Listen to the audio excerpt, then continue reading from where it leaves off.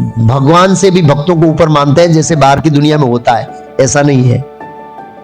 हमारा माइंड में क्लियर है कि भगवान सर्वोपरि है, लेकिन भगवान को वो पसंद है इसलिए, और वो कैसे भक्त होने चाहिए, प्रहलाद महाराज जैसे भक्त होना चाहिए, वो बहुत महत्वपूर्ण है। तो मैं वो सभी गुणों में प्रधान गुण बताया है कृष्ण रे शरण, प्रधान गुण वो होगा तो दूसरे गुण ऑटोमेटिक आ जाएंगे।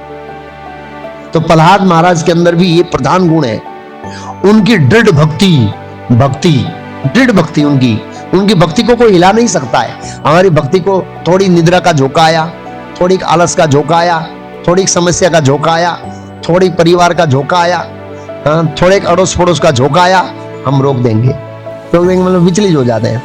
दृढ़ भक्ति, एक तो समभाव से देखना उसमें बड़ा आसान है, लेकिन समभाव से व्यवहार करना बड़ा कठिन।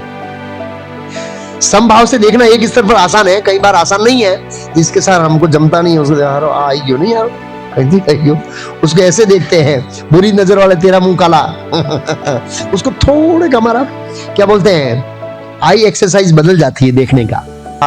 तिनादपि सुनीचेना तरोरपि सहिष्णुना अमानिना मानदेना कीर्तन्य सदा हरि। तो कीर्तनी सदाहरी कौन कर सकता है? ऐसी सहनशीलता को, ऐसी बाधाओं को जो सहन करता है वो कीर्तनी सदाहरी कर सकता है। ऐसी बाधाओं को जो सहन करता है, और विचलित हो जाएंगे तो भक्ति छूट जाएगी। विचलित नहीं होना है, परिस्थितियों को लड़ते रहना है, धीरे धीरे धीरे धीरे धीरे धीरे धीरे धीरे। पूर्ण क्षमा का मतलब है आपने किसी को मारा है ना, तो आप वाणी से बात करते हैं, वाणी का उसका गुणगान करते हैं, न मन से करते हैं, आप हमेशा उसके हित के बारे में सोचते हैं। किसके बारे में सोचते हैं? जब आप हित के बारे में सोचते हैं तब समझ सकते हैं कि आपने उसको हृदय से क्षमा कर दिया। आप बोलेंगे ऐसे एग्जाम्पल है? हाँ है ना, बहुत सारे। सबसे पहले एग्जाम्पल लेंगे देवों के देव महादेव शिव जी। ओम नमो भगवते वासुदेवाय, ओम नमो भगवते वासुदेवाय। हिंदी में भगवद गीता बोल। श्रीमद् भागवतम स्कंद 7 अध्याय 10 भक्त शिरोमणि प्रहलाद, श्लोक संख्या 43, 44 साथ में है, हम 43 पढ़ेंगे। प्रहलादस्या अनुचरितम महाभागवतस्या च भक्ति ज्ञानम विरक्ति च याथार्यम च अस्या वै हरे प्रहलादस्य अनुचरितम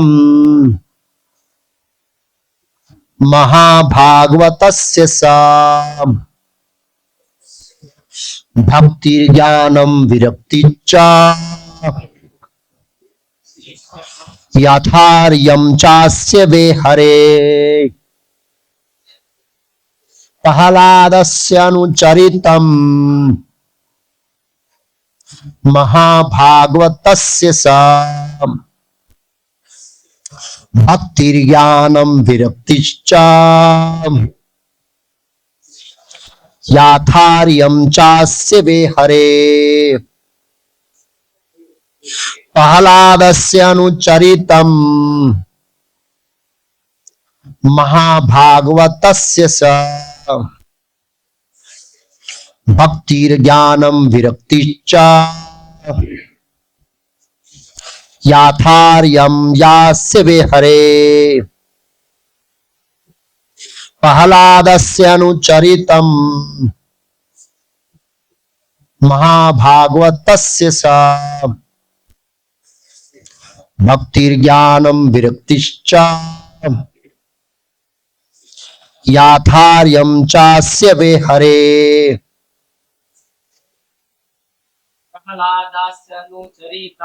प्रहलादस्य अनुचरितम महाभागवतस्य स भक्ति ज्ञानम विरक्ति च याथार्यं चास्य वे हरे। प्रह्लादस्य अनुचरितं महाभागवतस्य स ज्ञानम विरक्ति च याथार्यं चास्य वे हरे। माताएं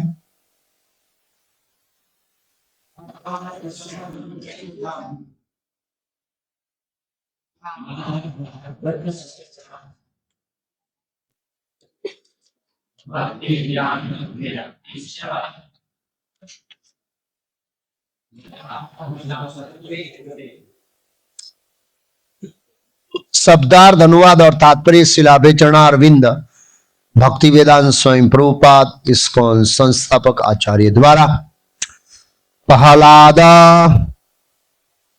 महाराज की अनुचरितम विशेषताएं पढ़कर या कार्यकलापों का वर्णन करके समझी गई महाभागवतस्य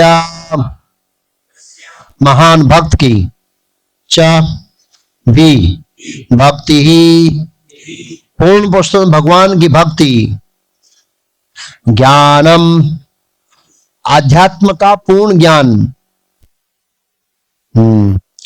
ब्रह्म परमात्मा भगवान ये तीनों मिलते हैं तो भगवान का पूर्ण ज्ञान होता है। मतलब कौन उसमें लिखा प्रभुपाद जी ने से विरक्ति भौतिक संसार से वैराग्य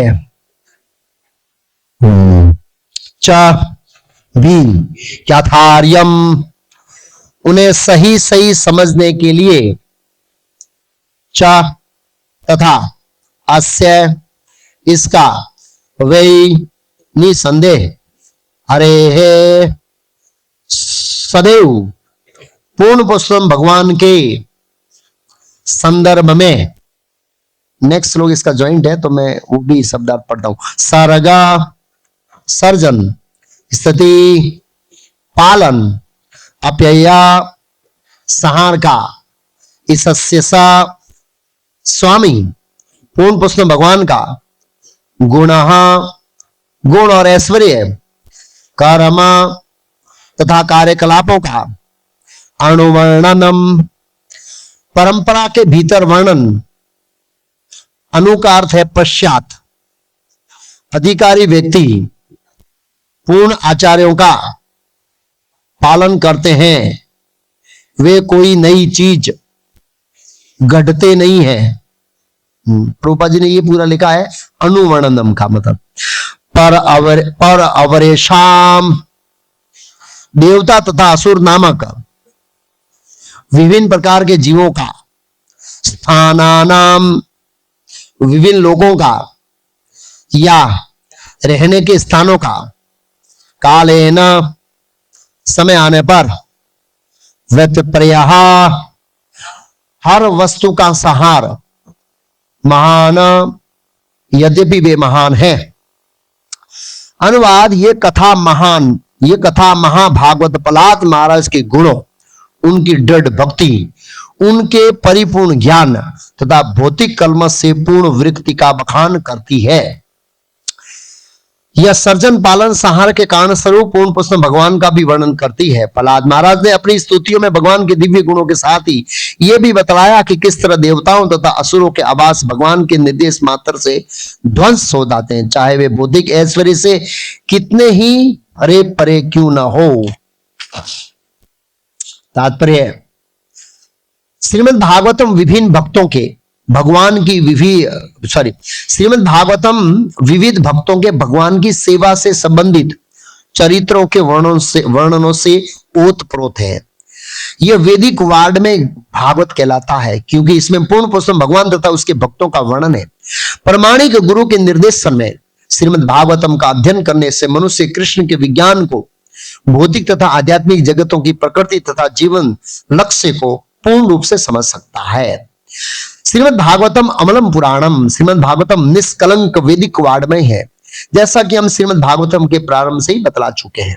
अतः श्रीमद् भागवतम को समझने मात्र से ही हम भक्तों के कार्यकलापों, असुरों के कार्यों, स्थायी तथा नश्वर धामों के विज्ञान को समझ सकते हैं। श्रीमद् भागवतम के माध्यम से हर बात को भली भांति ज्ञात हो सकता है।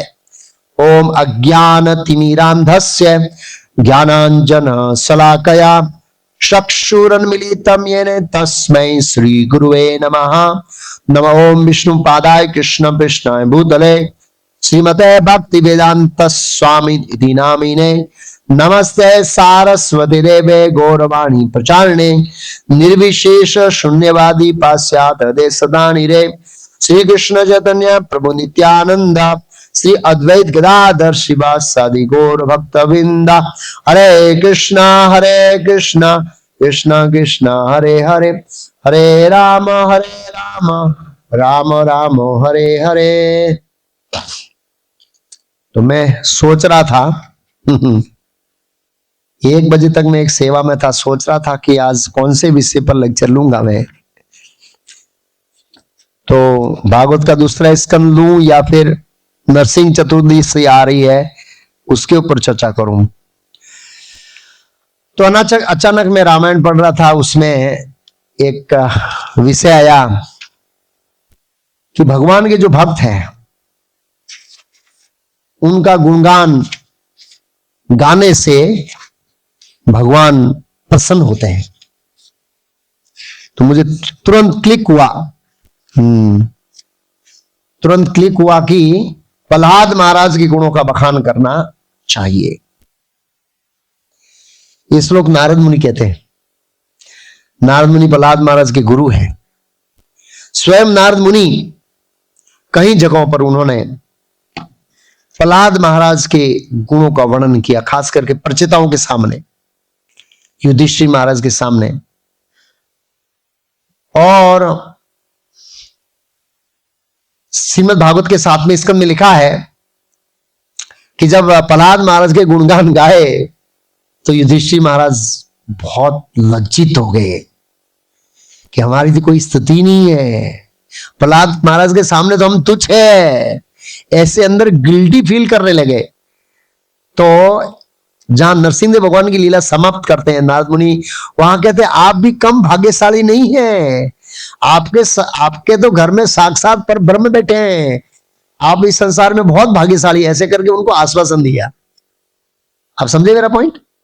वो समझ रहे कि प्रहलाद की भक्ति बहुत ऊंची है, तो उनको बहुत हुआ कि मैं तो बहुत तुच्छ हूं। युधिष्ठिर महाराज को लगा मेरी भक्ति इतनी नहीं है प्रहलाद जितनी, लेकिन नारद मुनि ने आश्वासन दिया कि आपकी भक्ति कम नहीं है ऐसे।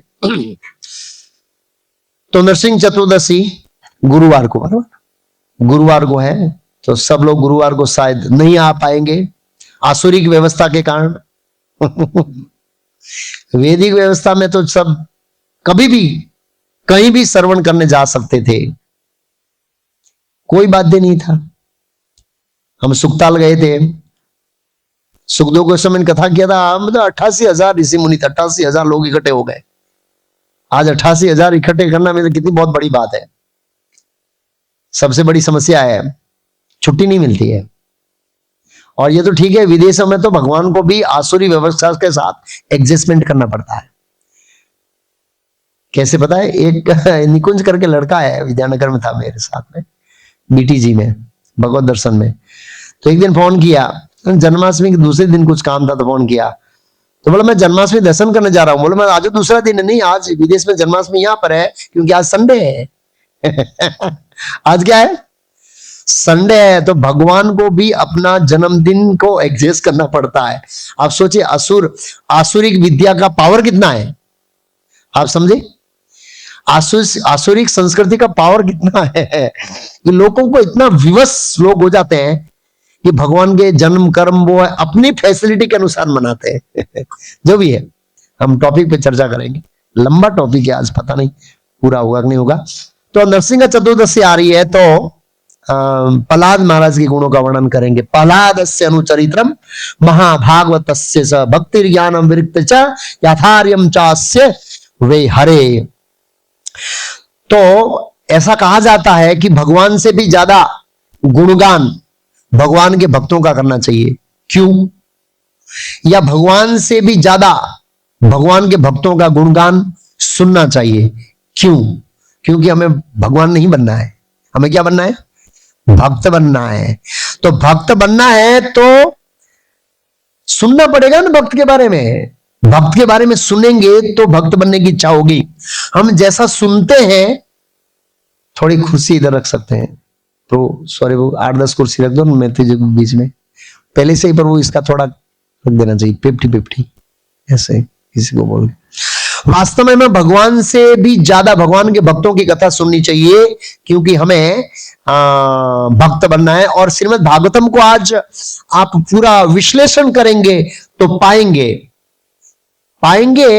कि भगवान के अवतारों से भी ज्यादा अध्यायों में, ज्यादा श्लोकों में भगवान के भक्तों का वर्णन किया गया है। एक एग्जाम्पल देखिए, ऋषभदेव भगवान का अवतार 5वें स्कंद में है। अब ऋषभदेव भगवान के का वर्णन 1 या 2 अध्याय में है। भरत महाराज कितने सारे अध्याय, 5 से 7 अध्याय, इसलिए विश्वनाथ शरीफ ठाकुर ने उसका अध्याय, उस आख्यान का नाम दिया अमृत आख्यान। अमृत वो अमर बनाने वाला आख्यान है, इसलिए उसको अमृत आख्यान कहा है।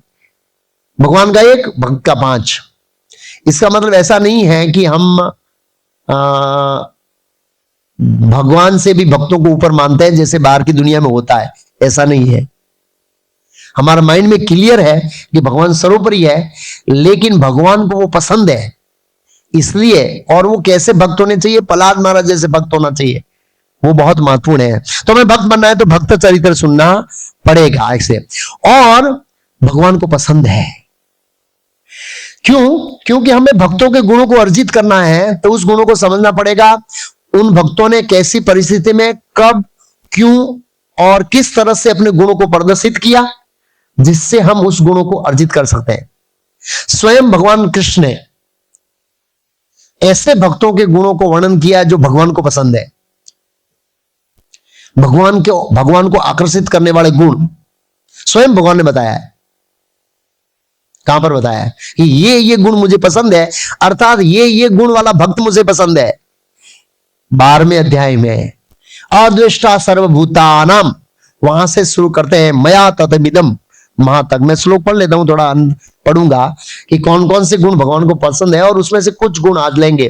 तो पहला का है अद्वेष्टा सर्वभूतानाम मैत्र करुण एवचः निर्ममो निरंकार सम सुख दुख शमी संतुष्ट सततम योगी यथात्मा दृढ़ निश्चय मई अर्पित मनोबुद्धि मक्त मद भक्त च में प्रिय। हर श्लोक में भगवान नीचे क्या बोलेंगे? च में प्रिय, च में प्रिय, च में प्रिय। तो मैं खाली पढ़ लेता हूं इन गुणों को, कभी चर्चा करेंगे, किया है मैंने कई बार ऐसे। जो किसी से द्वेष नहीं करता है, लेकिन सभी जीवों का दयालु मित्र है, जो अपने स्वामी को नहीं मानता और मिथ्या अहंकार से मुक्त है। जो अपने को स्वामी नहीं मानता, मिथ्या अहंकार से मुक्त है, जो सुख दुख में संभाव है, सहिष्णु है, सदैव आत्मा तुष्ट रहता, आत्मा संयमी है, तथा जो निश्चय के साथ मुझ में मन बुद्धि को स्थिर करके भक्ति में लगा रहता है, मुझे भक्त प्रिय है। यस्माद् उजितो लोको लोकान् न उजितो च या हर्षम हर्ष्यम भयो उद्वेग मुक्तो यह सह च में प्रियः। जिससे किसी को कष्ट नहीं पहुंचाता, जो अन्य किसी के द्वारा विचलित नहीं किया जाता, जो सुख दुख में, भय तथा चिंता में समभाव रहता है, वो मुझे अत्यंत प्रिय है। अनपेक्षः शुषि दक्ष उदासीनो गंतव्य सर्व आरंभ परित्यागी यो मद भक्त च में प्रिय। मेरा ऐसा भक्त जो सामान्य कार्यकलापों पर आश्रित नहीं है, जो शुद्ध है, दक्ष है, चिंता रहित है, समस्त कष्टों से रहित है, किसी प्रकार के लिए प्रयत्नशील नहीं रहता, किसी फल के लिए प्रयत्नशील नहीं रहता है, हाँ, वो मुझे अत्यंत प्रिय है। यो न देष्यति न देष्टि न सोचति न कांक्षति शुभ अशुभ परित्यागी भक्ति मान्य च में प्रिय। जो न कभी हर्षित होता है, न शौक करता है, न तो पछताता है, न इच्छा करता है, तथा जो शुभ अशुभ दोनों प्रकार की वस्तुओं का परित्याग कर देता है, वह भक्त मुझे अति प्रिय है। सम शत्रो समित्रो सह मान अपमान यो शीतोष्ण सुख दुख केसु सम संग विवर्जितः तुल्य निंदा स्तुति मानो संतुष्टो येन किंचित अनिकेतः स्थिर मतिर भक्ति मान्य प्रियो नरहा। जो मित्रों तथा शत्रुओं के लिए समान है, जो मान अपमान सर्दी गर्मी सुख दुख यश अपयश में समभाव रहता है, जो दूसरी संगति से सदैव मुक्त रहता है, जो मौन और किसी वस्तु से संतुष्ट रहता है, जो किसी प्रकार के घर बार की परवाह नहीं करता, जो ज्ञान में अडट है और जो भक्ति में संग है, ऐसा भक्त मुझे अत्यंत प्रिय है। तो भगवान ने बताया प्रिय प्रिय प्रिय। तो भगवान चाहते हैं हम इन देवी गुणों को अर्जित करें, क्योंकि जो गोलोक में रहने वाले भक्त हैं वो इन समस्त देवी गुणों से पूरित रहते हैं, इसलिए हमें पढ़ना चाहिए। तो यही जो 26 गुण है यहां बताया है, चैतन्य चरितमृत में उनका उल्लेख है। वो सभी गुणों में प्रधान गुण बताया है कृष्ण रे शरण, प्रधान गुण वो होगा तो दूसरे गुण ऑटोमेटिक आ जाएंगे। तो प्रहलाद महाराज के अंदर भी ये प्रधान गुण है। दूसरे सभी गुण हैं, 26 गुण प्रहलाद महाराज के अंदर देखे जाते हैं। अगर हम चर्चा कभी करेंगे तो कर सकते हैं, लेकिन मैं कुछ गुणों कुछ गुणों का वर्णन करूंगा जिससे हमारी भक्ति में बहुत लाभ होगा सुनने से, एक्चुअली से। तो वैष्णवों के 26 गुण है, उसमें सबसे प्रधान गुण है कृष्ण रे शरण, मतलब हमेशा कृष्ण के आश्रय में रहना। ये बहुत महत्वपूर्ण गुण है एक्चुअली ऐसे। तो श्रील प्रभुपाद जी ने ये जो श्लोक है ये अंत कर रहे हैं, मतलब नारद मुनि प्रहलाद महाराज के चरित्र का वर्णन का अंत कर रहे हैं। प्रहलादस्य अनुचरितम, प्रहलादस्य अनुचरितम, प्रहलाद महाराज के गुणगान, महाभागवतस्य, प्रहलाद महाराज महाभागवतस्य आते हैं। क्या क्या गुण बताए उनके विशेष। यह कथा मीन्स नरसिंहदेव भगवान की कथा में महाभागवत प्रहलाद महाराज के गुणों, उनकी दृढ़ भक्ति उनकी भक्ति को कोई हिला नहीं सकता है। हमारी भक्ति को थोड़ी निद्रा का झोंका आया, थोड़ी आलस का झोंका आया, थोड़ी समस्या का झोंका आया, थोड़ी परिवार का झोंका आया, थोड़े अड़ोस पड़ोस का झोंका आया, हम रोक देंगे मतलब विचलित हो जाते हैं। दृढ़ भक्ति और क्या है, उनके परिपूर्ण ज्ञानम, उनका ज्ञान परिपूर्ण है। प्रभुपाद जी ने परिपूर्ण का अर्थ क्या लिखा है बताए, ब्रह्म, परमात्मा और भगवान का संपूर्ण साक्षात्कार युक्त ज्ञान, उनका इन तीनों का साक्षात्कार था। उनका थियोरेटिकल ज्ञान नहीं, अनुभव ज्ञान था। ऐसे फिर क्या बताया, विरक्ति चा, इस संसार के प्रति उनकी जो विरक्ति थी वो अटूट विरक्ति थी। ऐसे भौतिक कलमश से पूर्ण विरक्ति का बखान करती है। क्या ये कथा नरसिंह अवतार की कथा में प्रहलाद महाराज के गुण, उनकी दृढ़ भक्ति, उनका दिव्य साक्षात्कार युक्त ज्ञान और उसकी विरक्ति, ये इसका वर्णन करते हैं। प्रभुपाद जी ने इस तात्पर्य में बहुत महत्वपूर्ण लिखा है। प्रभुपाद जी ने लिखा ये जो श्रीमद् भागवतम है ये भगवान के भक्तों के दिव्य गुणों का वर्णन करने वाला ग्रंथ है, इससे उसको कहा है सात्वत संहिताम। श्रीमद् भागवतम विभिन्न भक्तों के भगवान की सेवा से संबंधित चरित्रों का वर्णन से ओतप्रोत है, ओतप्रोत में भरी हुई है। और उसमें जो भक्ति की पराकाष्ठा वाले जो गुण हैं, जिसमें भक्त भक्ति की पराकाष्ठा पर होता है और उस समय जो गुणों को प्रदर्शन करता है, उन गुणों का वर्णन भागवतम है। नित्कृष्ट गुणों का वर्णन नहीं है, सकाम भक्तों के गुणों का वर्णन नहीं है, या फिर कर्म मिश्रा, ज्ञान मिश्रा, ध्यान मिश्रा, भक्ति में युक्त जो भक्त है उनके गुणों का वर्णन नहीं है भागवत में।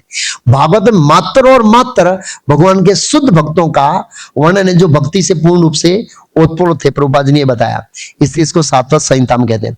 ये वैदिक वाण में भागवत कहलाता है क्योंकि इसमें पूर्ण पुरुष में भगवान था उनके भक्तों का वर्णन है।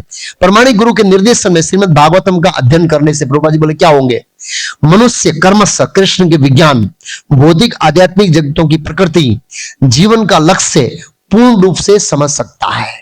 ये भौतिक जगत की प्रकृति का अनुभव कर सकता है, आध्यात्मिक जगत की प्रकृति का अनुभव कर सकता है और भगवान के साथ सेवा भाव का अनुभव कर सकता है, ये साक्षात्कार कर सकता है। श्रीमद् भागवतम अमलम पुराणम निष्कलंक वैदिक मार्ग में है, जैसा कि हम भागवत के प्रारंभ में बता चुके हैं। अतः श्रीमद् भागवत को समझने मात्र से हम सभी भक्तों के कार्यकलाप समझ सकते हैं।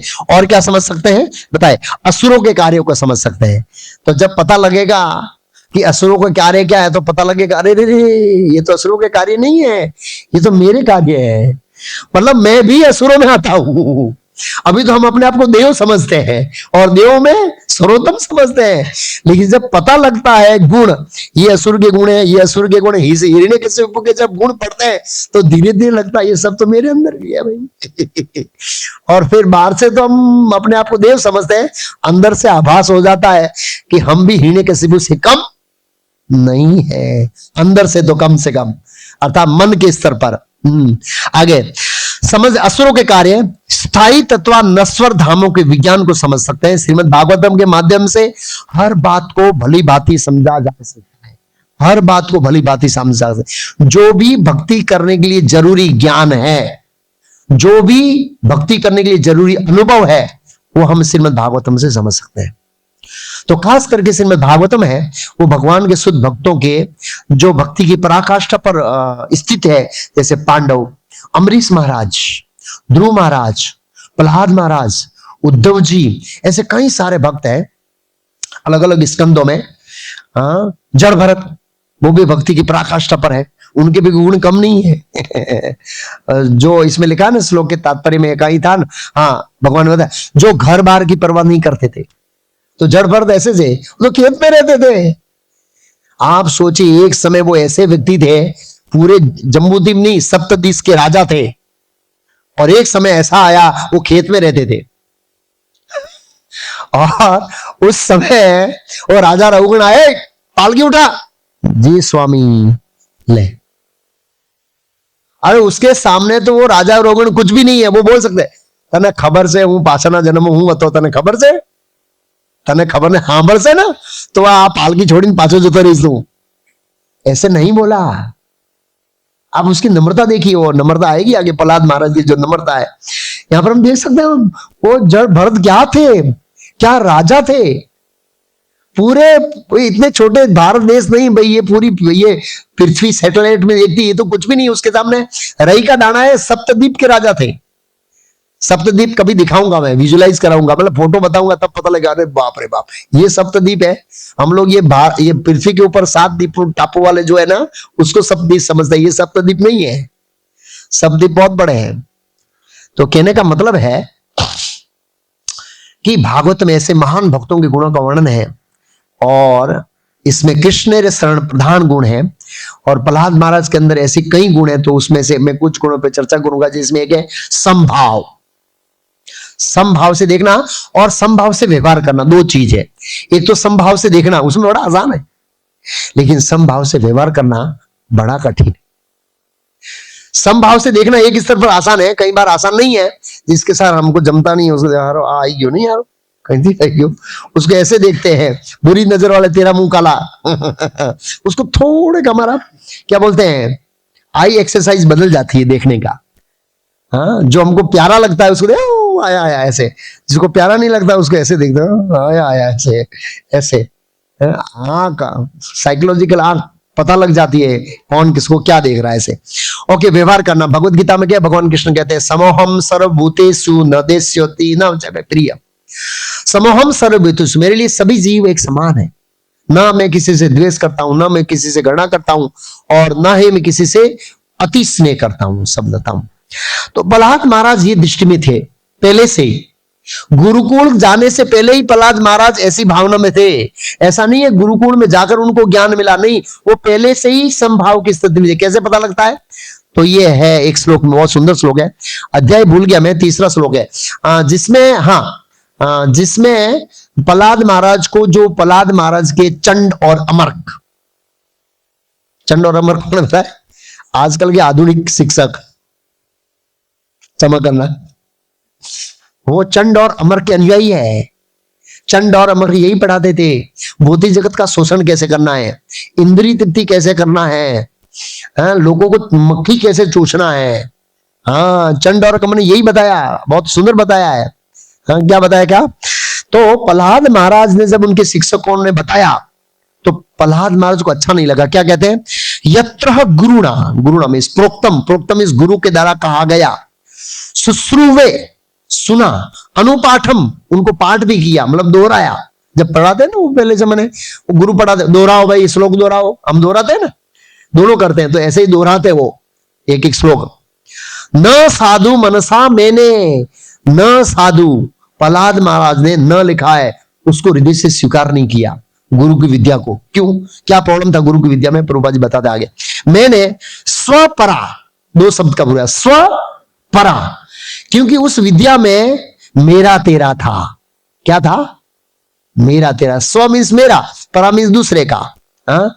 यद आश्रयम, इस श्लोक का अनुवाद इस प्रकार है, प्रहलाद ने शिक्षकों द्वारा सिखाए गए राजनीतिक और अर्थशास्त्र के विषयों को निश्चित रूप से सुना, सुश्रुवे, और क्या किया, अनुपाठस्स, पाठ भी किया, दोहराया, परंतु वे समझ गए कि राजनीतिक दर्शन में, ये फिलोसॉफी में किसी को मित्र भाव है और किसी को शत्रु भाव मानना शामिल होता है। इसके कारण उसको ये सिद्धांत पसंद आया नहीं, ये उनको पसंद नहीं आया। क्यों? क्योंकि ये बता, ये मेरा मित्र है, ये मेरा शत्रु है। प्रभुपाद जी श्लोक के तात्पर्य लिखे हैं, 30 श्लोक के तात्पर्य में, कि राजनीति का मतलब जो देश हमको सपोर्ट करे वो हमारे मित्र, जो हमको सपोर्ट नहीं करते हैं वो हमारे दुश्मन। तो अभी आज ऐसा ही हुआ ना, आज ऐसा ही हुआ। जो वोट डाला, वो जो वोट लेने वाले थे उसका मित्र, नहीं डाला वो उसका दुश्मन। मेरे ऊपर भी फोन आया, अभी तक प्रभु जी आप वोट डालने नहीं आए। मैं बोला ये लोग साधु को भी नहीं छोड़ते हैं, इतना फॉलो अप लेते हैं। मैं बोला प्रभु मैं आउट ऑफ विलेज हूं मेरा वोटिंग विद्यानगर होता है, मतलब वहां का है इंडिया से। तो मैं बोला आउट ऑफ गुजरात हूं भाई मैं तो। अच्छा कोई बात नहीं प्रभु जी ऐसे। और एग्जैक्ट 4:30 बजे बोला आधा घंटा बाकी आपका है। बोला बहुत दूर हूं भाई तो कहने का मतलब है जो वोट नहीं देते हैं या उसका दुश्मन, तो ये राजनीति में ऐसा होता है, दुश्मन अपना और परा। तो ये प्रहलाद महाराज को पसंद नहीं आई। क्यों? क्योंकि प्रहलाद महाराज पहले से ही वो ज्ञान में स्थित थे। कौन सा ज्ञान? ममे वंशो जीवलोके जीवभूत सनातन मन षष्टानि इंद्रियाणि प्रकृति स्थानी करचति, सब कृष्ण के अंश है, उस ज्ञान में स्थित थे। अपना बुरा नहीं होता है, लेकिन जहां पर भौतिक राजनीति पढ़ाई जाती है वहां पर मित्र और शत्रु का भेद किया जाता है।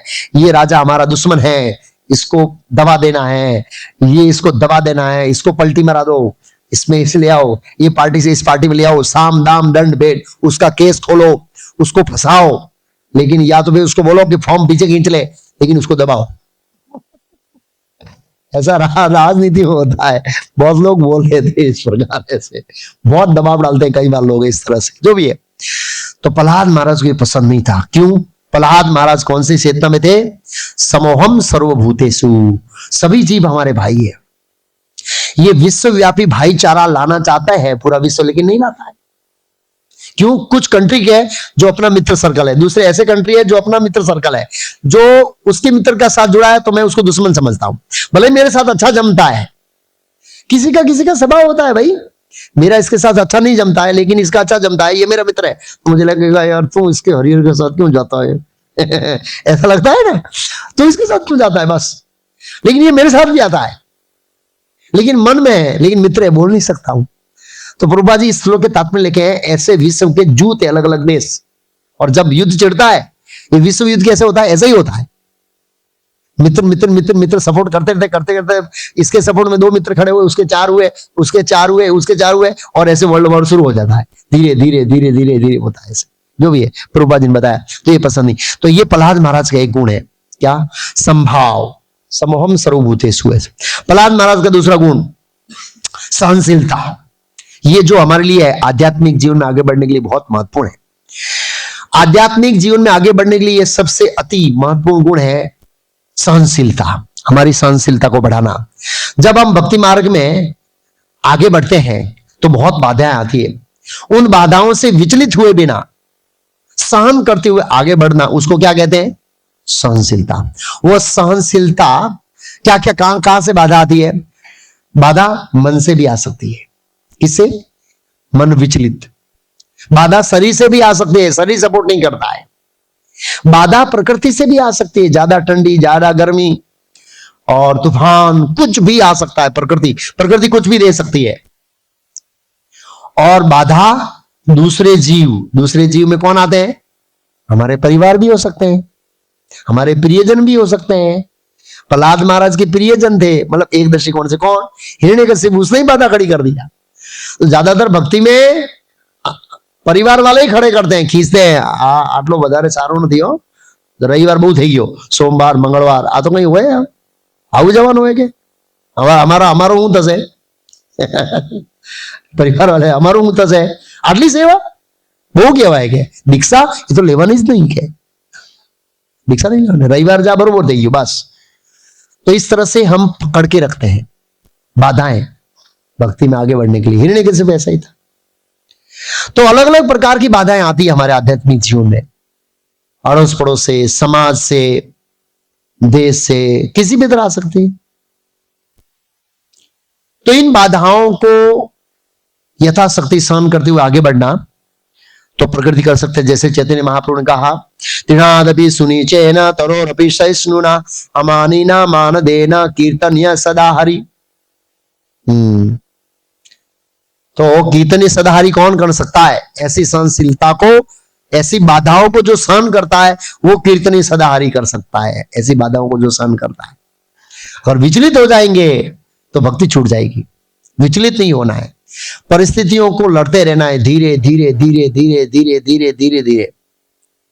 और हम देखते हैं प्रहलाद महाराज ने बहुत सहन किया, सबसे ज्यादा सहन किया हिरण्यकशिपु से। हिरण्यकशिपु ने उनकी भक्ति में बहुत बाधा डाला। बहुत मीन्स कोई स्तर ही नहीं है बाधाओं का, इतना बाधा डाला। और दूसरे कौन थे पता है? उनके शिक्षक। वो धमकाते थे, ऐसे डराते थे स्कूल में लाकर। एग्जाम कौन लेते थे? हिरण्यकशिपु से हम लेते थे। एग्जाम के बाद क्या आता था? डांट पड़ती थी। 3 बार पढ़ी, उसमें लिखा है, कई बार पढ़ी होगी, भागवत में 3 बार लिखा है। पहली कक्षा की, 5वीं कक्षा की, 10वीं कक्षा की और कॉलेज की।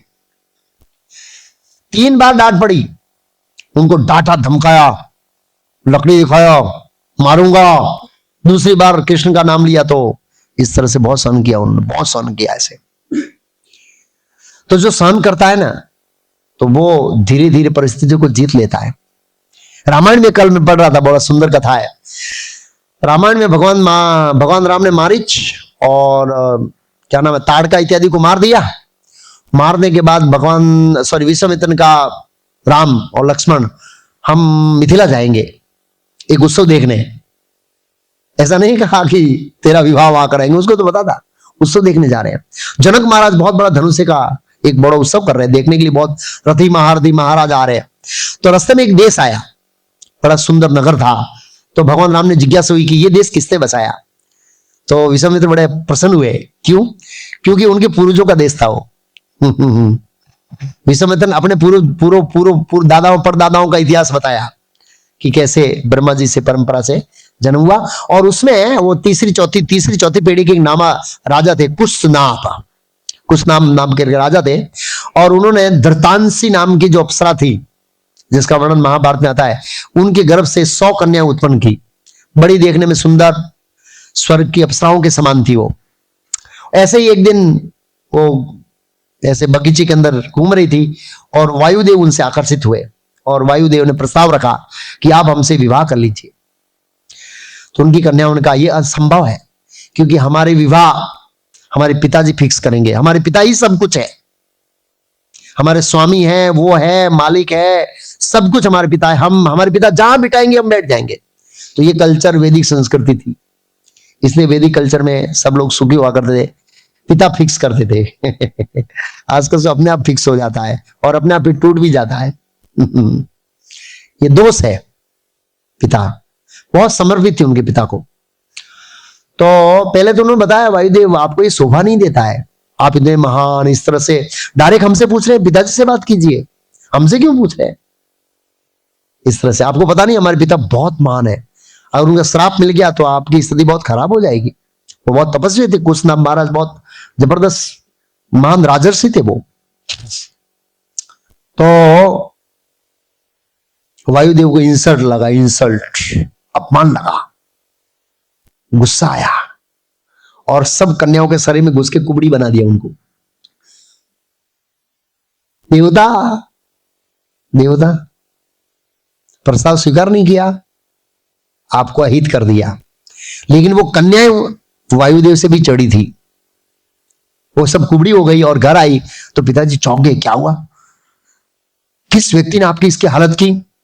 बड़ी शांति से उन्होंने बताया, पिताजी ऐसा हुआ।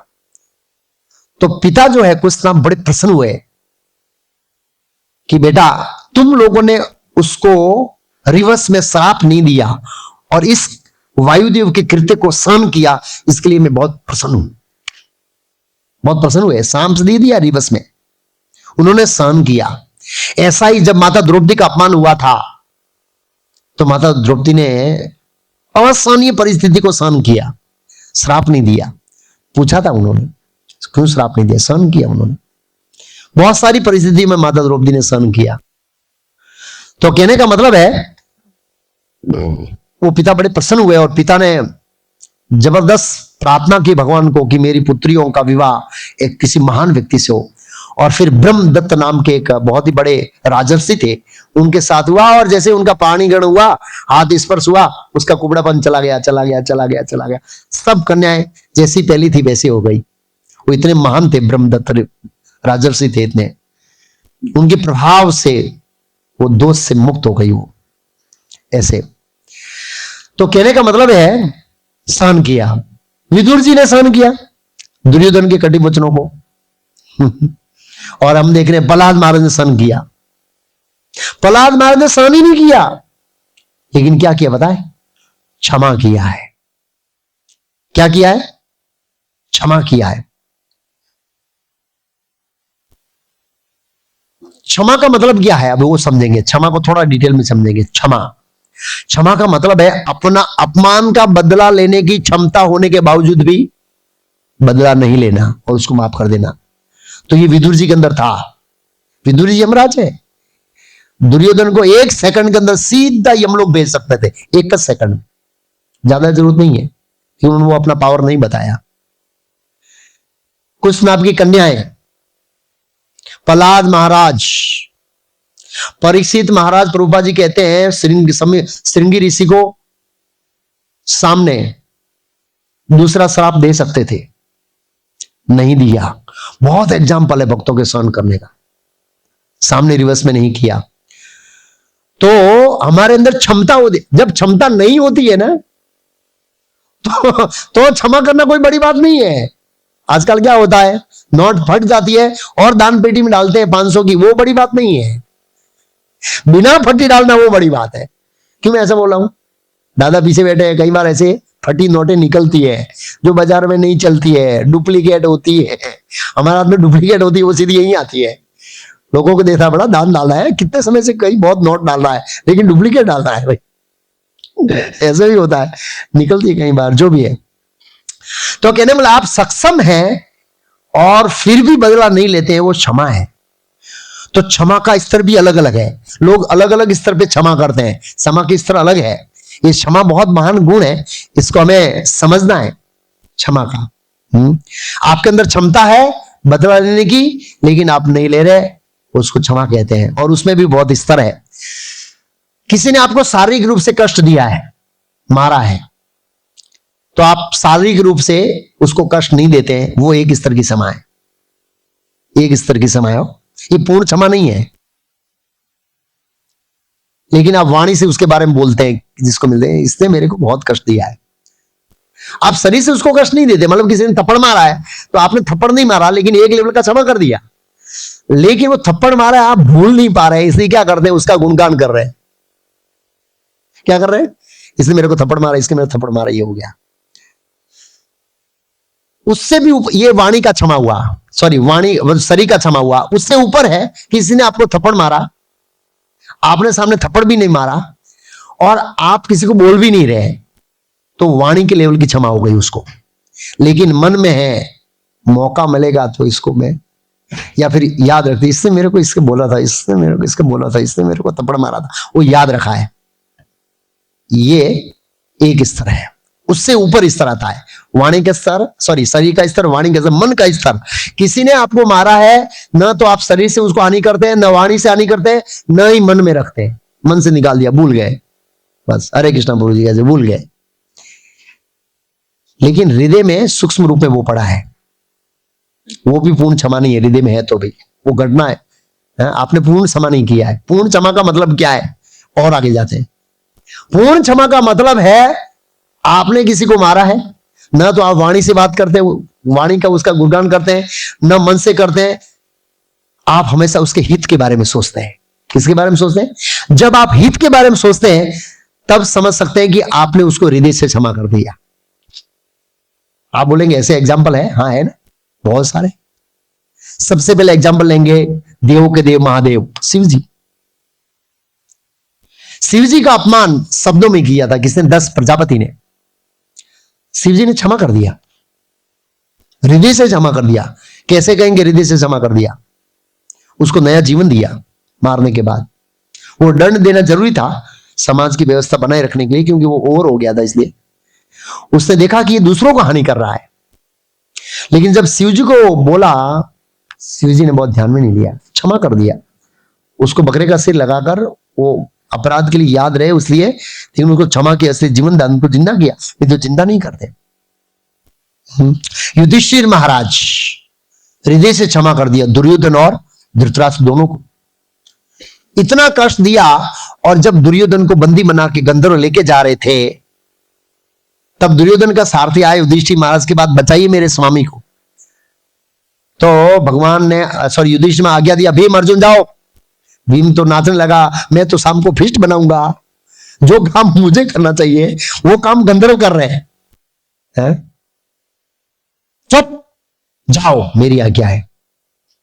नहीं गए। युधिष्ठिर महाराज ने अस्त्र शस्त्र उठाए तो नहीं रहने दीजिए, हम जाएंगे। गए और बचाया।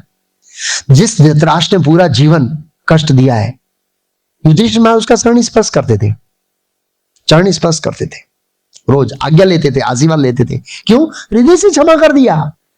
ये लेवल लाना बहुत कठिन है। शुद्ध भक्त बने बिना, प्रहलाद महाराज के लेवल आए बिना ये आ नहीं सकता। कोई हमारे साथ दुर्व्यवहार करता है तो हो सकता है हम शरीर से हानि ना करें, वाणी से ना बोले, लेकिन मन और हृदय के लेवल पर रहेगा। मन में तो रहेगा, हृदय में तो रहेगा। हम उसके हित की कामना नहीं करेंगे। किया है। फिर एक और उदाहरण है रामानुचार्य का, किसी से कुरिस एक राजा था जो शिवजी का भक्त था, और उस समय शैव और वैष्णव में कंपटीशन चल रही थी। तो इसलिए वो रामानुचार्य को बुलाने के लिए भेजा, लेकिन वो कुरेश चला गया उसकी जगह, और कुरेश की आंख फोड़ दिया ऐसे। राजा ने बोला, स्वीकार करो विष्णु परम भगवान है। बोला नहीं करूंगा तो, स्वीकार करो शिवजी परम भगवान है। नहीं करूंगा तो बोला आंख फोड़ दूंगा। फोड़ दिया, जा आभार। अब मैं भौतिक संसार को नहीं देखूंगा और तुम्हारे जैसे दुष्टों को भी नहीं देखूंगा। चला गया। थोड़े दिन के बाद रामानुचार्य मिले। कुरेश, रंगनाथ कुछ वरदान देना चाहते हैं, जाओ वरदान लेके आ जाओ। रंगनाथ को कहा, प्रभु वरदान देना है तो उस राजा को माफ कर दीजिए जिन्होंने मेरी आंख फोड़ने का आदेश दिया है। हम उधर तो क्या मांगते, प्रभु वरदान दीजिए कि उसकी आंख फूट जाए।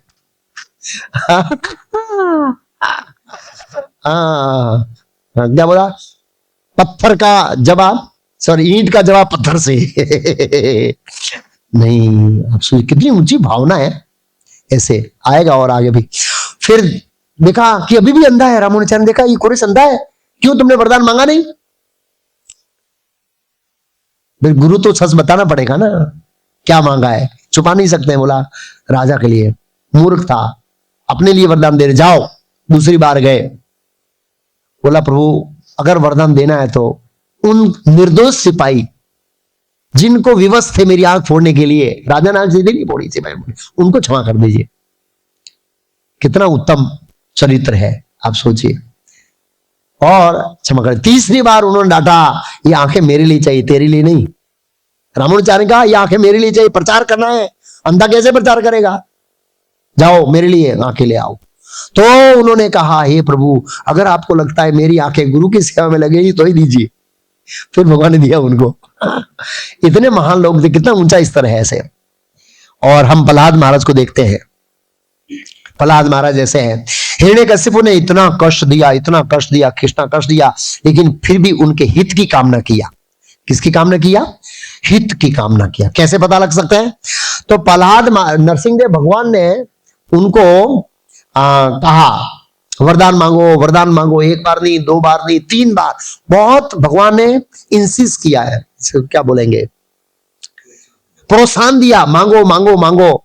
लास्ट में प्रहलाद महाराज बोलते हैं, क्या बहुत सुंदर श्लोक है, श्री प्रहलाद उवाच वरम वरयेत ते वरदेशांत महेश्वर यद निंदता पिता में त्वाम विद्वान तेजस्वरम विद्वाम अमरसया मुमुभप्र रूपो कोणवत साक्षाम भात्र हेति मृषाम दिष्ट भक्ते मयि चागवान। तस्मात् पिता में पूरी दुरंत्रात दुर्ताद अघात पुसस्ते तंभांग तर्दन तदा कृपण वत्सलहा। प्रहलाद महाराज का, हे परमेश्वर, क्योंकि आप पति जीवों पर अत्यंत दयालु, इसलिए मैं आपसे केवल एक ही वरदान मांगता हूं। प्रहलाद महाराज ने अपने लिए वरदान नहीं मांगे, ये दूसरों के लिए वरदान था। ये मानता है कितना मौका है, भगवान वर देने के लिए तैयार है।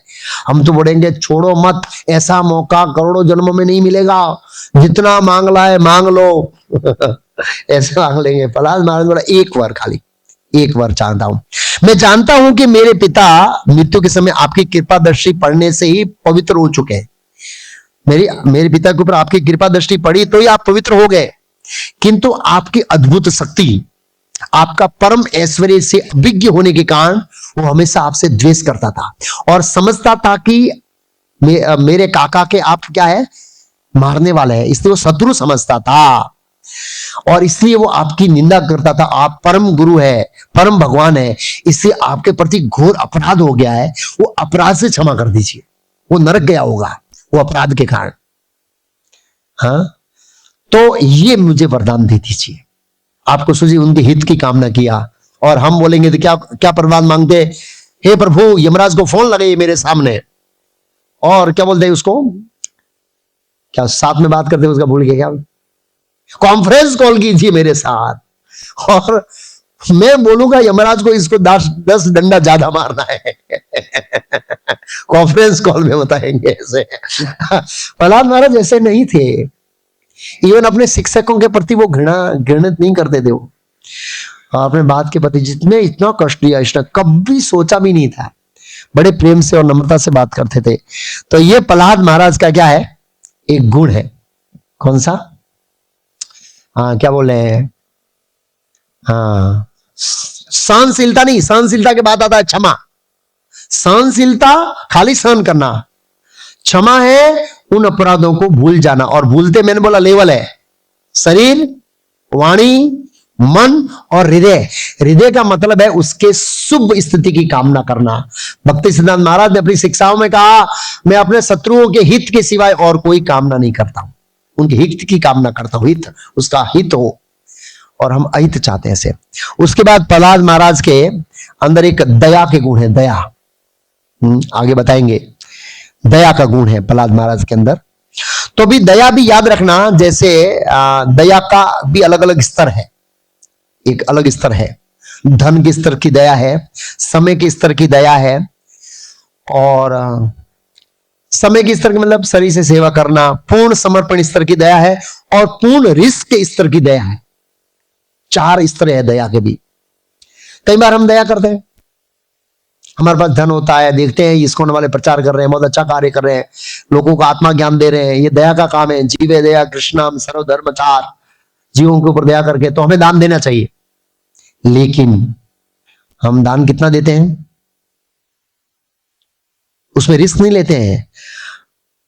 एक्स्ट्रा हमको चाहिए वो है जितना हमारा कोटा है, जो भी कोटा, हर व्यक्ति का अलग अलग कोटा है, छोड़ दीजिए उसको, वो कोटे के साथ ठीक है छोटी अमाउंट देंगे, छोटी अमाउंट देंगे, तो एक स्तर की दया हुई। वो पूर्ण स्तर नहीं है, मैं दया के पूर्ण स्तर बताऊंगा आज।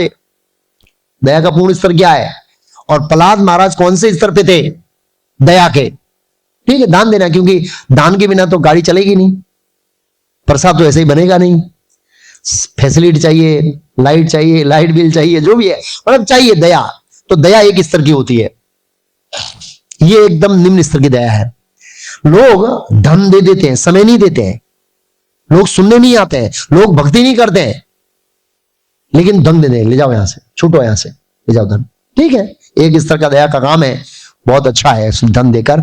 और धन में भी मैंने बोला ना लेवल होता है, श्रद्धा के अनुसार अलग अलग लेवल का लोग धन से दान करते हैं और दान से वो दया करते हैं। दूसरा है, कुछ लोग समय देते हैं। क्या देते हैं, मतलब शरीर को उपयोग करते हैं, समय। बहुत लोगों के पास समय कम होता है, इसलिए वो धन दे देते हैं दया के रूप में, भाई इससे आप दया करिए लोगों पर। दूसरा है शरीर देना। शरीर देते हम लोग, कब देते हैं शरीर? जब अपना सब कुछ ठीक ठाक चल रहा है तब। हाँ, फ्री हूं, सोशल एक्टिविटी नहीं है और कोई कामकाज नहीं है एक्स्ट्रा, कोई मेहमान नहीं आए तो चलो भाई आज संडे जाते हैं। कोई मेहमान आया तो दया कैंसल। गीता वितरण में जाना है प्रभु, आज तो गेस्ट आई गया से। गीता वितरण में जाना है प्रभु, आज तो गाड़ी का रिपेयरिंग का काम बाकी है ना, इसलिए उधर चला गया, आज मैं गीता वितरण नहीं आऊंगा, प्रचार में नहीं आऊंगा। मतलब हमारा सब कुछ ठीक ठाक, हम एकदम कंफर्ट जोन में है और फिर एक्स्ट्रा टाइम बचता है तो हम प्रचार में जाते हैं दया करने के लिए। भाई दया करने का मतलब ये नहीं है कि खाली गीता वितरण करना, प्रसाद बनाना वो भी दया का काम है कि वो प्रसाद खाएंगे तो लोगों का जीवन शुद्ध होगा। साफ सफाई करना, ये करना, वो करना, मतलब प्रचार के रिलेटेड जो भी कार्य है, प्रचार से संबंधित वो करना, शरीर की सेवा करना, वो एक प्रकार की दया है। लेकिन कब करते हैं? ज्यादातर लोग कंफर्ट जोन में रह के करते हैं सब कुछ। ऐसा नहीं है इफोर्ट लगाते हैं, एक्स्ट्रा टाइम, थोड़ा मेरा छोड़ दूं, थोड़ा काम छोड़ दूं, थोड़ा बिजनेस छोड़ दूं और मैं ज्यादा दया करूं, ये हमारे अंदर कम देखा जाता है। तो ये शरीर देते हैं सेवा, संडे को 1-2 घंटा, मंगलवार को 1-2 घंटा, सोमवार को 1-2 घंटा, बस इतना बहुत हो गया ऐसे। तो ये भी पूर्ण दया नहीं है। ऊपर जाते हैं, जीवन समर्पित करते हैं, अर्थात ब्रह्मचारी आश्रम में आ गए दया करने के लिए। जीवन तो समर्पित कर दिया है, लेकिन ब्रह्मचारी आश्रम में पूर्ण दया मतलब सब कुछ कंफर्ट जोन में रहता है। मेरी साधना पहले, मेरी रीडिंग पहले, मेरी निद्रा पहले, मेरा आराम पहले हो गया अपना। ये होने के बाद प्रभु जी मुझे प्रचार करने के लिए गाड़ी चाहिए तो ही जाऊंगा, मुझे 2 असिस्टेंट चाहिए प्रभु जी, उसके बाद मुझे प्रसाद बना के चाहिए, ये चाहिए, वो आइटम चाहिए, वो आइटम चाहिए, ये फैसिलिटी। कंफर्ट जोन में चलेंगे, रिस्क नहीं लेंगे, रिस्क नहीं लेते हैं, कंफर्ट जोन, आराम से। तो ये भी दया है, लेकिन पूर्ण स्तर नहीं है, पूर्ण स्तर नहीं है। आगे बताऊंगा पूर्ण स्तर किसका है। और आगे चलते हैं। और कोई रिस्क नहीं लेते प्रचार में रिस्क होता, कोई रिस्क नहीं लेते हैं, सब कंफर्ट होना चाहिए एकदम परफेक्ट, फिर हम चलेंगे। और आगे जाते हैं रिस्क जोन। प्रचार के अंदर कोई हेल्प नहीं है, कोई पैसा नहीं है, कोई व्यवस्था नहीं है और सरकार की ओर से भी रिस्ट्रिक्शन है और उसमें रिस्क लेकर प्रचार करना है, जिसमें शरीर को भी जोखिम है। वो पूर्ण दया है। और वो सबसे पहले किसने की? प्रभुपाद जी ने। कोई प्रसाद बनाने वाला नहीं था, स्वयं बनाते थे। कोई जगह ढूंढने वाला नहीं था, पेड़ के ऊपर शुरू कर दिया। ऐसा नहीं प्रभु जी मेरे को हॉल चाहिए तब शुरू करूंगा मेरे को लाइट चाहिए, ये चाहिए। इसमें दुकान में शुरू किया, इस्कॉन दुकान में शुरू हुआ है, आपको पता है? इस्कॉन, आप कोई इस्कॉन की हिस्ट्री पढ़ेगा, इस्कॉन का आरंभ कहां से हुआ है? पेड़ के नीचे से हुआ है, पेड़ के नीचे से। पेड़ के ऊपर से अपग्रेड कहां हुए? दुकान 26 एवेन्यू, ऐसे 20 फुट थी, ऐसे 10 फुट थी, दुकान से शुरू हुआ इस्कॉन। आज इतना फैला है, पढ़िए हिस्ट्री। प्रभुपाद जी बोले I started this movement single person. Yes, स्वयं प्रसाद बनाना, स्वयं लोगों को बुलाना, सब कुछ, और लोग खा पी के मजे से चले जाते हैं। स्वयं बर्तन मांजना, हमको तो सब चाहिए प्रभु, ये चाहिए, वो चाहिए, वो चाहिए। नहीं, संघर्ष करो, रिस्क लो, कृष्ण मैन पावर देंगे। प्रभुपाद जी ने किया, प्रभुपाद जी को इतना मैन पावर दिया, 10 साल के अंदर विश्व हिला दिया अपना। अमेरिका की पार्लियामेंट में चर्चा शुरू हो गई, क्यों? रिस्क लिया, सरकार का रिस्ट्रिक्शन। हाँ, यहां पर प्रहलाद महाराज ने रिस्क लिया, हिरण्यकशिपु का रिस्ट्रिक्शन, शिक्षकों का रिस्ट्रिक्शन, कोई फैसिलिटी नहीं है, चुप के बात कर रहा है, चुप के लेक्चर देना है, जब टीचर चले जाए तब। कितनी सारी समस्या है। इसको पूर्ण रिस्क कहते हैं। यह दया का सर्वोच्च स्तर है। हरिदास ठाकुर 22 बाजारों में मारा गया, उनको हरिनाम का प्रचार करते थे, इसलिए जगह नित्यानंद प्रभु हरिदास ठाकुर को जगाई और मदाई ने मारा था, पूर्ण रिस्क। रामानुचार्य पूर्ण रिस्क। भक्ति सिद्धांत महाराज को मारने के लिए ब्राह्मणों ने पुलिस को रिश्वत दिया, पूर्ण रिस्क। मध्वाचार्य पूर्ण रिस्क। कितनी बड़ी रिस्क लिया इन्होंने। प्रहलाद महाराज ने ऐसे रिस्क लिया। ये दया का सर्वोच्च स्तर है, जीवों का कल्याण करने के लिए। तो मैं जम करने के लिए नहीं कह रहा हूं लेकिन मैं बता रहा हूं दया का स्तर कितना ऊंचा है। ये दया का सर्वोच्च स्तर है। तन से, मन से, धन से, वाणी से, शरीर से, और शरीर में भी रिस्क से प्रचार करना। चाइना में, मुस्लिम कंट्री में, कुछ कंट्री में प्रचार करना बड़ा कठिन है आपको। कई सारे भक्त महीनों महीनों जेल में बैठते हैं। नेपाल से हमारे एक भक्त, वहां से भी एक भक्त को जेल में बिठा दिया प्रचार के कारण। वो दूसरा कारण है, लेकिन फिर भी ऐसे हाँ, जेल में बैठ गया एक ब्रह्मचारी। कितना रिस्क, आप सोचिए, रिस्क। तो कहने का मतलब है ये दया का पूर्ण। तो प्रहलाद महाराज कहते हैं, प्रायेण देव मुन्या सविमुक्ति कामा मौनम चरंती विजने न परर्थ निष्ठा नेतान विहाय कृपणाम मोक्षे को नान्यम तदस्य शरणम भ्रमतो अनुपस्ये सॉरी। हे भगवान नरसिंह देव, मैं देख रहा हूं कि संत पुरुष तो अनेक हैं, किंतु अपने में मुक्ति में ही मोक्ष रखते, मतलब अपना देखते हैं। पहले सब अपना परफेक्ट है ना, फिर हम दूसरों का देखेंगे, फिर दूसरों का हित करेंगे, फिर दूसरों का कल्याण करेंगे। अपना नहीं तो दूसरों का नहीं करेंगे, ऐसा नहीं। वे बड़े बड़े नगरों की परवाह ना करते हुए मौन धारण करके ध्यान करने के हिमालय में चले जाते हैं, दूसरों की मुक्ति में रुचि नहीं रखते। किंतु जहां तक मेरी बात है, मैं इन बेचारे मूर्खों और धूतों को छोड़कर अकेले मुक्ति नहीं चाहता हूं। मुझे पता है कृष्ण भक्ति के बिना और आपके चरण कमलों की शरण लिए बिना कोई भी व्यक्ति सुखी नहीं हो सकता। अतः मैं उन सबको आपके चरण में वापस लाना चाहता हूं। तो परायण देव मुने सभी मुक्ति कामा मौनम चरंती विजय न पर अर्थ निष्ठा। ये दया का सर्वोच्च स्तर है। आप सोचिए, ये किसका स्तर है? दया का सर्वोच्च स्तर। प्रहलाद महाराज का हृदय करुणा से भरा हुआ था, इसलिए वो इतना रिस्क लेके भी हिरण्यकश्यप की क्या बोल रहे हैं, सीसीटीवी से बचकर प्रचार करना, मतलब कितना रिस्क है। हिरण्यकश्यप का सीसीटीवी बहुत पावरफुल था, उसके रडार में से कोई बच नहीं सकता देवता। लेकिन प्रहलाद महाराज इतने महान थे कि वो बच करके वो प्रचार करते थे, और बहुत सारे सभी अपने सहपाठियों को भक्त बना दिया भक्त। और जब स्कूलों ने, शिक्षकों ने देखा, बाप रे बाप, पहले तो एक विष्णु भक्त था, सब विष्णु भक्त हुए, अब हिरण्यकश्यप को हमारा गला काटेगा, वो उसको पता लगे, उसके रडार में आ जाए, उससे पहले हमको समर्पित कर देना चाहिए, बता देना चाहिए कि स्वामी ये काम हमारा नहीं है, ये काम आपके बेटे का है। इस तरह से वो भाग के दौड़ते दौड़ते गए। चंड और अमर को पता लगा कि सब दैत्य पुत्र विष्णु भक्त बन गए हैं, तो दौड़ते दौड़ते गए, चरण पकड़कर बोले दूसरे ऐसा एक्चुअली। एक और गुण बताएंगे प्रहलाद महाराज का। प्रहलाद महाराज का एक गुण है नम्रता। नम्रता के भी अलग अलग स्तर है। एक नम्रता है शरीर से, जी प्रभु जी, जी प्रभु जी, ऐसे हाथ जोड़ के बात करते हैं, अच्छी बात है, वो भी नम्रता जरूरी है। लेकिन कोई हमारा अहित करता है, जी प्रभु जी, जी प्रभु जी, उनमें वाणी से बोलते हैं, ये ठीक है, इसको रिस्पेक्ट देता हूँ, सीनियर ड्यूटी है, मेरा कमांडर है, लेकिन इस सेवा बहुत लेता है मेरे से। जब मैं कमांडर बनूंगा, मेरा नंबर आएगा, महाप्रभु जी मुझे कमांडर बनाएंगे ना, तब मैं इसको भी चूसूंगा। ऐसे बोलते रहते दूसरों को। तो ये शरीर के लेवल की क्या है, नम्रता है। और उसके ऊपर वाणी के लेवल की आता है। क्या लेवल की आता है? वाणी के, जी प्रभु जी कुछ सेवा दीजिए, मैं बहुत अधम हूँ, ये हूँ। अंदर से सोचते हैं, तेरे को पता नहीं मैं तेरे से ज्यादा जानता हूँ, क्या पता है तेरे से अच्छा लेक्चर देता हूँ। बाहर से बोलते हैं जी प्रभु जी, जी प्रभु जी। तो वाणी के लेवल की नम्रता है। और उससे ऊपर है बुद्धि की लेवल की नम्रता। बुद्धि की लेवल की नम्रता का मतलब क्या है? बुद्धि की लेवल की नम्रता का मतलब है ज्ञान से सब कुछ एहसास करना कि मैं कुछ भी नहीं हूं, सब गुण है, सब योग्यता है, फिर भी अपने आप को अयोग्य मानना। प्रहलाद महाराज के सब योग्यता है, फिर भी प्रहलाद महाराज अयोग्य। एक श्लोक बोले जिसमें अपने आप को अयोग्य व्यक्ति घोषित कर रहे हैं, बहुत सुंदर है।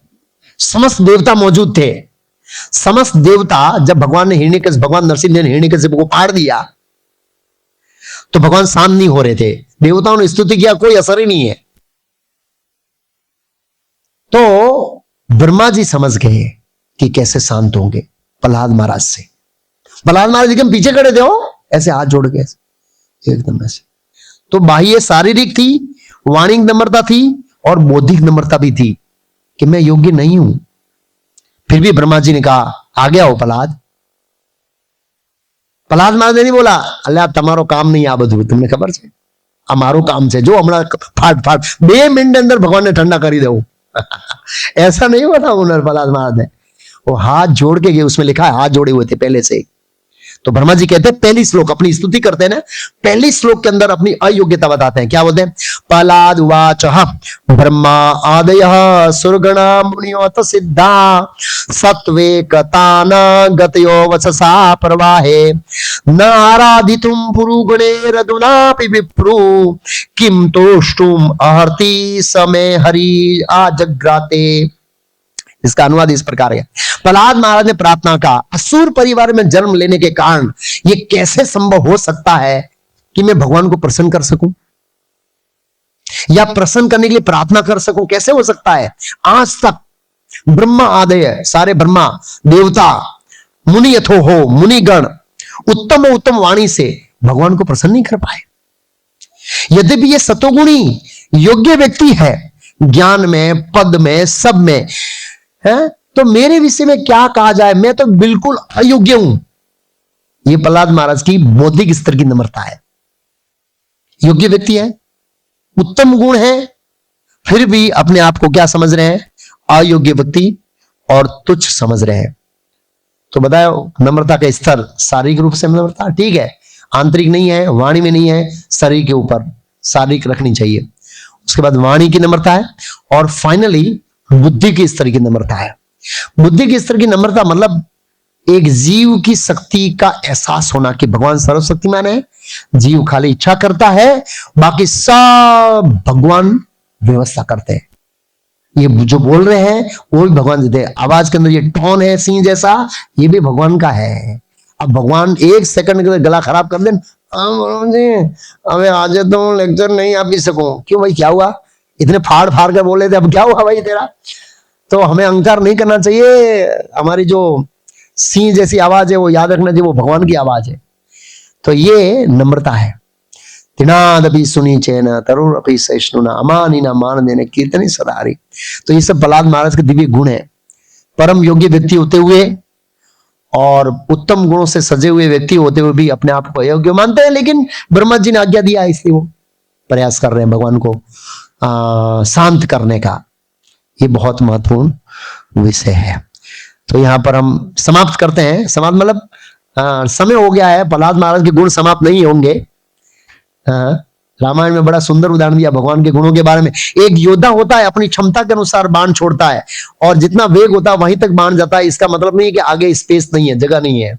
ऐसे एक विद्वान होता है, अपने उत्तम गुणों से भगवान का गुणगान करता है, तो ऐसा नहीं है कि भगवान के गुणों का एंड हो जाता है, लेकिन उसके शब्दों का अंत हो जाता है। तो नए भक्तों को लेक्चर देने बैठाते तो 15 मिनट 20 मिनट के अंदर बोल के पूरा कर देते, क्योंकि उसके शब्द नहीं है, एक पॉइंट है। वो अभ्यास से आते हैं, फिर वो जितना भगवान के उन्नत भक्त होते हैं उतना ही ज्यादा बोल सकते हैं। सुखदेव गोस्वामी देखो, रात दिन 24 घंटा भागवत में बोला, कोई एंड ही नहीं है उनके पास। ये तो परीक्षित महाराज के पास समय 7 दिन का था। सुखदेव गोस्वामी नॉलेज 7 दिन का नहीं था भाई, उनके पास तो नॉलेज बहुत था। तो इस तरह से ये नरसिंह चतुर्दशी के उत्सव पर हम लोग प्रहलाद महाराज के गुणों का स्मरण कीर्तन मनन करना चाहिए, भगवान के दिव्य गुणों का मनन कीर्तन करना चाहिए। और गुरुवार को हम ये नरसिंह चतुर्दशी उत्सव मनाएंगे। सुबह से ये प्रोग्राम शुरू होगा, सुबह भी लेक्चर रहेगा और शाम को पूरा अभिषेक इत्यादि होगा। तो आप देख लीजिए क्या व्यवस्था है आपके पास, आसुरिक और देवी व्यवस्था, जो भी हो सके अपनी परिस्थिति के अनुसार भाग लीजिए। ऐसे ऐसे। हरे कृष्णा। अनाउंसमेंट।